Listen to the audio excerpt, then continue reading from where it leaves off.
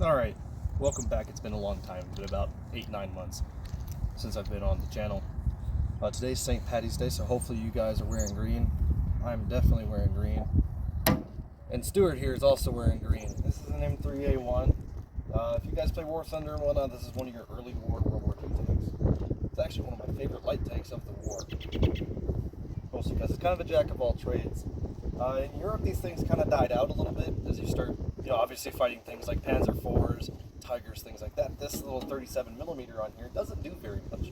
But in the Pacific Theater, which is what this build is, the Pacific Theater of World War II, this thing was pretty good. Because there's not a lot the Japanese could do at the time to go up against this thing.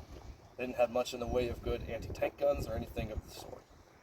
So the main difference between this tank and the normal M3, this being the A1, is actually mostly on the inside. It has a turret basket, which is also good because it means it can actually use the powered traverse system.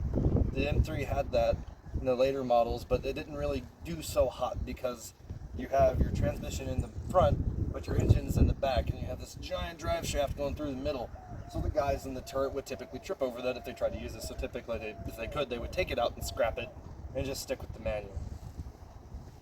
On this tank, you got your 37mm, and you've also got 2 to 3 30 caliber machine guns. One in the front, a coax, which is mounted permanently to the gun, and then your tank commander / loader would have another 30 cal here.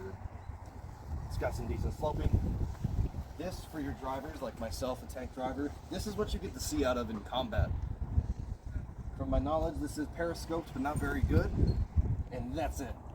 When you're not in combat and you're just driving around, you could open these bad boys up. You and the assistant driver could open it up. It's got the same bogey system that the US military used for the majority of the interwar years. If you come over here to the side, you can see that. You got these double bogey systems. Or, if you're an American, they're rodeos.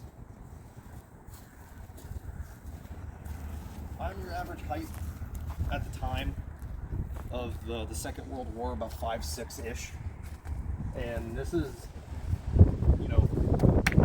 an original here in Fort Hood. If you ever get the chance to come down here and see it, I recommend doing so. We got a nice little museum here. We're gonna be doing videos here more and more often because it's a good collection. Why not have it on the channel? Holes aren't good for the armor. However, this is pretty good for the loader. You got a 4-man crew. You got driver, assistant driver, gunner, TC, and then the loader. The hole is used for many things. One, you can see it's got a little viewport there. You can kind of see around. It helps out. It's like, hey, what's that banging against the side?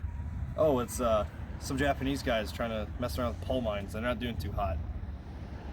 Just traverse that turret and take them out, right? But it's also helpful because it comes open, and the loader can actually take the hot brass. Because remember, at this time in the history of tanks, they have actual shells. They're like actual bullets. So you got this massive piece of really hot brass, and it's going to make the tank even hotter, especially if you are in the Pacific Theater where it's already super hot. Chuck that thing out the back. Makes life so much easier. No, what really makes life easier is the 120 rounds, if you know anything about those.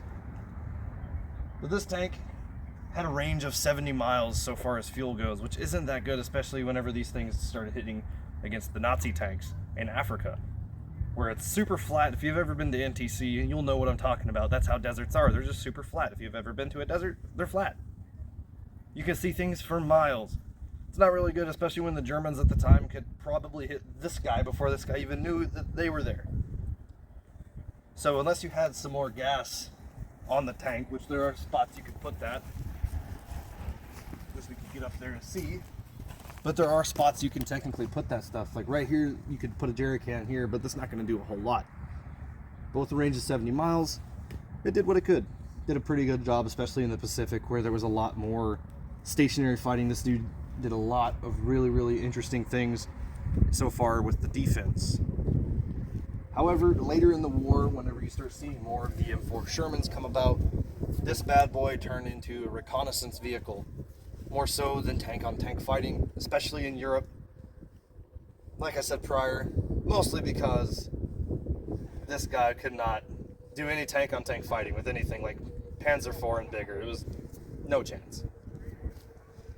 But we're going to do a quick little go around here just to get a look at the tank before we cut the end of the video. Before we go on any further, back here, easy access to the engine. Just open these doors up, get to working. It's got a 7-cylinder air-cooled engine in there, which is pretty simple to work on, probably a heck of a lot simpler to work on than what we got today. But as we go on to this side, you get another chance to see the road wheels. You have your idler wheel there in the back. Your transmission being in the front, you have your sprocket up here in the front. And your 2 headlights, because the headlights are the most important part about tank fighting, as anybody knows.